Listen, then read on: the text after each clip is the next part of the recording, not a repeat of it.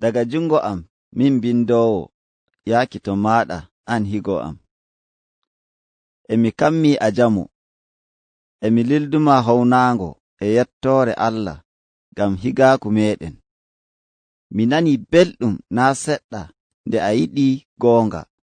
A yiɗi Allah tokkinma dow laawol haanugol. Allah tokkina en laawol kisndam. Amin.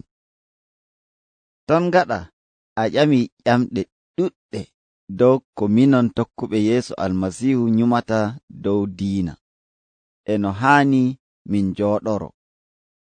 Min bo mi heɓaayi carel gam mi tindinma boɗɗum. Gam non joni emi windanma ngol ɗerewol juutungol, gam mi wi'uma ko minon tokkuɓe Almasiihu min dari dow. Kadima mi tindinte kuuɗe amin e ndonuuji ɗi min tokkata go'o go'o. A andi joni e woodi yimɓe miliyon dow miliyon noddayɓe ko'e mu'en Kirista'en, waato tokkuɓe Yeesu Almasiihu. Woɓɓe maɓɓe ɗum Kirista'en e goonga, woɓɓe maɓɓe bo ɗum tokkuɓe e honduko tan. E ɓe mbi'a ɓe tokkuɓe Yeesu, amma e ɓerɗe maɓɓe naa ɗum non.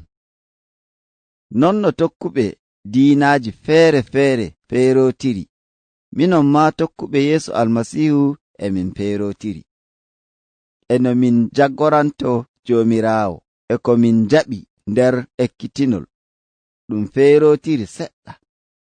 Gam non e ɗum saɗi mi wi'uma koo ɗume ko tokkuɓe gaɗata nder diina maɓɓe.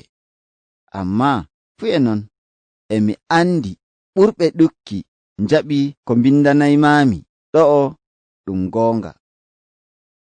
Do'aare am, Allah walle nder jande nden, paama laawol goonga, ngiɗaamo, tokkaamo no haani. Amin. To, joni mi nototo ƴamɗe maɗa go'o go'o.